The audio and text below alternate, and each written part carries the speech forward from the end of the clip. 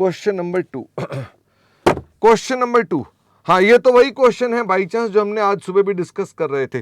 तो फटाफट से मुझे बताइए, क्या हम क्वेश्चन 2 को करवाना शुरू कर दें? ये लीजिए, आज मैं आईपैड लेकर आया हूं, तो ये हम आईपैड के ऊपर क्वेश्चन करेंगे।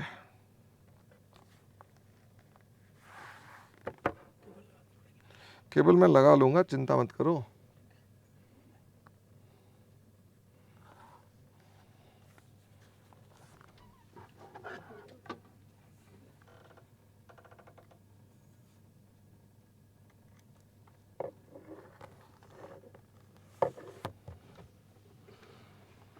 लीजिए भाई, क्वेश्चन नंबर 2। आई होप आपको क्वेश्चन याद है, क्योंकि बाई चांस हमने आज सुबह भी पढ़ा था और आपको ये क्वेश्चन पता है, ठीक है।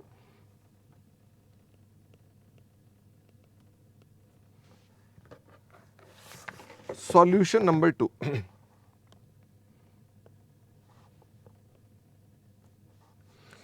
तो उसने आपसे मांगा क्या है? उसने आपसे मांगा है A limited has entered into binding agreement. उसने आपसे रिकॉग्निशन मांगी है इसके अंदर, हालांकि क्वेश्चन में लिखा हुआ नहीं है हाउ विल यू रिकॉग्नाइज, तो उसने रिकॉग्निशन मांगी है आपसे, ठीक है।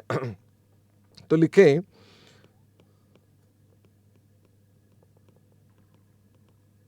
For recognition of assets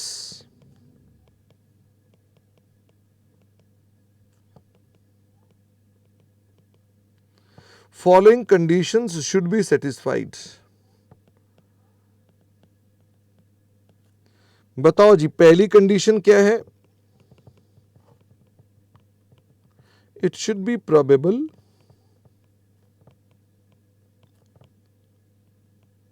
that future economic benefits will flow to entity. And दूसरा क्या है? दूसरा था costs can be reliably measured. फिर उसके बाद लिखे बच्चे ने कहा कंट्रोल स्पर्श। ये एसेट की डेफिनेशन नहीं लगानी है आपने, आप पता क्या कर रहे हैं, आप एसेट की डेफिनेशन लगा रहे हैं। मैंने यहां पर बोला रिकॉग्निशन ऑफ द एसेट्स की कंडीशन क्या है। ओके, तो हम आई एम जस्ट टेलिंग हमको रिकॉग्नाइज कब करना चाहिए एसेट्स को, क्योंकि उसने यही क्वेश्चन पे पूछा हुआ है। ये ना असल में आपके AS 10 में क्वेश्चन पूछा हुआ है, जहां उसने कहा हमको ये एसेट कब रिकॉर्ड करना, रिकॉग्नाइज करना है। तो लिखे इन द गिवन केस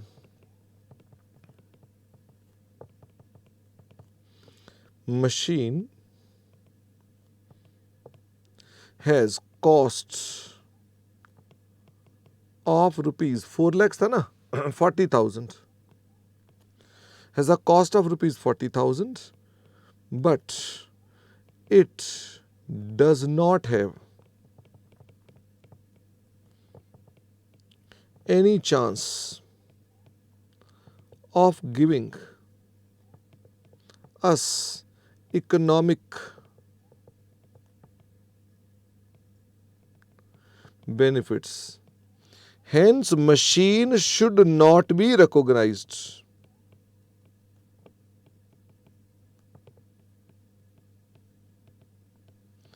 इसलिए हमें मशीन रिकॉग्नाइज नहीं करनी चाहिए। दूसरी बात, for liabilities since it is binding agreement and entity will have to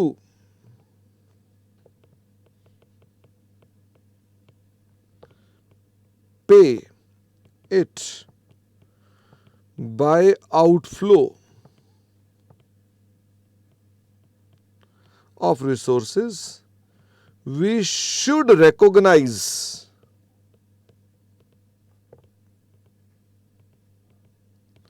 liability. अब मुझे फटाफट से ये बताओ कि हमारी जर्नल एंट्रीज क्या बन जाएंगी इसके अंदर।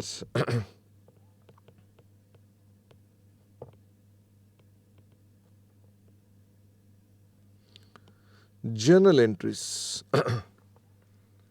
थोड़ा सा ऊपर और कर दूं, तो आपके पास पहली एंट्री क्या बन जाएगी? आपने ये एसेट खरीदा है, तो यहां लिख दूंगा मैं loss on purchase of machine. Machine को रिकॉर्ड मत करो, क्या रिकॉर्ड करो? लॉस। कितने रुपए का लॉस हुआ हमको? 40,000। और इसे कहां ले जाओगे? Liability oblique vendor. Being loss on machine recorded. फिर मुझे बताइए, हम अपने पास जब इसकी पेमेंट करेंगे तो एंट्री क्या होगी? Liability account debit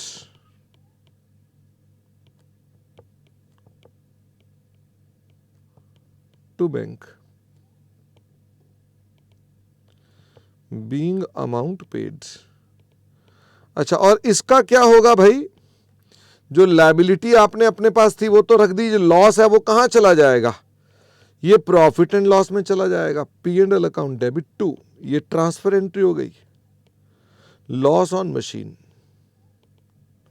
being amount transferred. क्या सीखा मुझसे आपने? मुश्किल सवाल है कि प्रेजेंटेशन सीखी? अनंत कह रहे हैं इसमें तो एंट्रियां मांगी नहीं। असल में एंट्री आपने ना, उसने रिकॉग्निशन का क्वेश्चन है ये, ठीक है? तो रिकॉग्निशन का क्वेश्चन है तो आप वो पूछ ही ये रहा है कि कैसे रिकॉग्नाइज करें, कैसे रिकॉर्ड करें। चांदनी, पहली एंट्री में हमने मशीन को रिकॉर्ड क्यों नहीं किया? क्योंकि मशीन आप रिकॉर्ड कर नहीं सकते, क्योंकि आपने मशीन को खरीदा लेकिन मशीन की रिकॉग्निशन फेल हो गई। तो आपको खर्चा रिकॉर्ड करना पड़ेगा। तो खर्चे का नाम अब क्या रखे? सैलरी तो रख नहीं सकते ना, तो खर्चे का नाम रखा loss on purchase of machine. Okay, अब मुझे फटाफट से बताएं